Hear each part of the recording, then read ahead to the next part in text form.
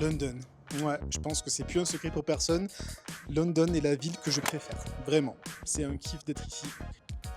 Et c'est parti pour 48 heures à Londres, en commençant par les sunsets, accompagné de mes collaborateurs, mes acolytes, mes bros, Zephyr, qui est le king de la photographie cinématique, franchement c'est long ce qu'il fait, donc allez voir son Instagram, et ainsi que Pascal, qui est le king de la photographie sombre, ambiance Gotham City, on adore ça. Donc tout pareil, allez sur Instagram, allez voir son travail, franchement c'est hyper quali. Et qui dit sunset dit forcément Blue Hour. Et ce spot-là est signé Zephyr. Ouais, franchement, il y a quelques mois, j'avais fait une vidéo sur le fait de voyager seul. Et sincèrement, partir comme ça, à plusieurs, ça permet d'avoir plusieurs perspectives et également découvrir plein de spots auxquels on n'aurait jamais pensé.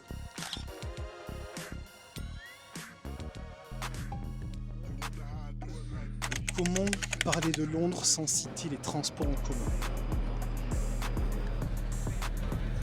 Les transports en commun londoniens sont vraiment trop stylés. Chaque scène, c'est vraiment du pur cinéma. J'aime trop. Mais on va plus s'attarder sur une station particulière qui s'appelle Baker Street et assez iconique, pour les photographes surtout, grâce notamment à ses mosaïques façon Sherlock Holmes et à une ambiance historique du plus ancien métro du monde.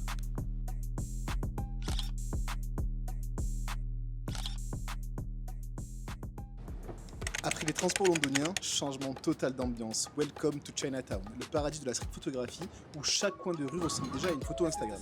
Oui, je sais, nous les street photographes, on a l'air hyper chelou, hyper bizarre dans la rue, on regarde partout, on s'arrête sans raison. On est là à scruter la moindre scène, mais c'est souvent comme ça qu'on tombe sur la bonne photo. Et ça demande une grande patience.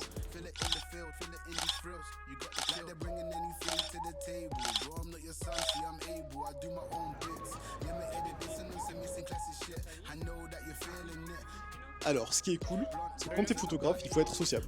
Et pour le coup, Logan l'est à 100%. Et voilà, on vous présente Wayne. Wayne qu'on a croisé par hasard dans Chinatown, qui avait un look assez stylé avec les lunettes, etc. et ses tatouages. Donc carrément, oui, on a improvisé un shooting. Parce qu'il était vraiment trop stylé et je pense que ça lui a fait grave plaisir. Bon, ce qui est bien à Londres, c'est qu'on n'a pas forcément besoin d'avoir un objectif, on peut aussi se perdre totalement dans la ville. Voilà, get lost.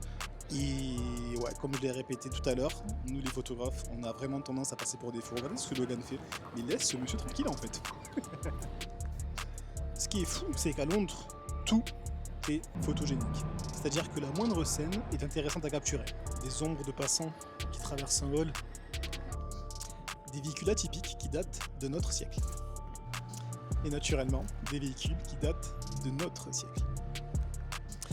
En se perdant dans Londres, tout en suivant notre acolyte Zephyr, il nous a amené dans un spot vraiment trop stylé. Et franchement, le rendu est assez... y a un truc, hein. On a découvert un pont. Il y a un truc à faire. Plutôt de style street art. T'as la vision ou pas? Et on a pu capturer une scène assez cool, je vous cache pas. Franchement, j'ai bien kiffé.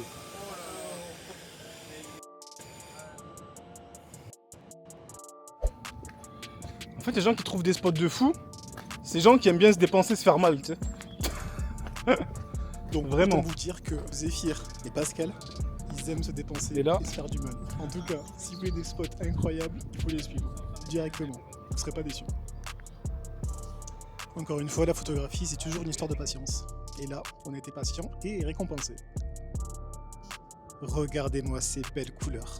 Waouh, amazing. Oh, l'accent anglais de fou. Please mind the gap between the train and the platform. Et comment parler de Londres sans parler de mon équipe de cœur qui est Arsenal? Quel bonheur, ce titre de champion de première ligue, on va la faire à la locale. Écoutez-moi cet accent british aux petits oignons, m'en dirait les nouvelles. Guys, for 22 years your Arsenal archery has lain silent and dormant, gathering dust, gathering doubts. But this season has lit the fuse. After 22 years of gloom, it's about to go boom! The Arsenal cannon fires again. Arsenal wow like it's 2004. La plupart des gens pensent que c'est que du foot. mais ce n'est pas que du foot. Pour ma part, Arsenal a une place très très très importante dans ma vie. Et le dernier titre de champion remonté, waouh, à 2004, j'avais quel âge? J'avais 13 ans, il me semble, si je dis pas de conneries. Bon, en tout cas, je vous remercie infiniment d'avoir partagé ce moment avec moi. Je sais que voilà, la plupart de mes abonnés ne sont pas forcément tous fans d'Arsenal, mais je trouvais ça important de partager un peu tout ça avec ma communauté. Communauté qui est d'ailleurs inexistante à l'heure à laquelle je poste cette vidéo.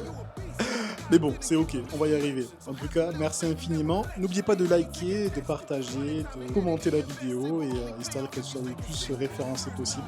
Sur ce, je vous dis à bientôt pour une nouvelle vidéo, et merci à Zéphyr et Pascal pour ce moment, parce que c'était incroyable. Je vous fais de gros bisous, et on se voit à la rentrée. Hein. Et surtout, abonne-toi.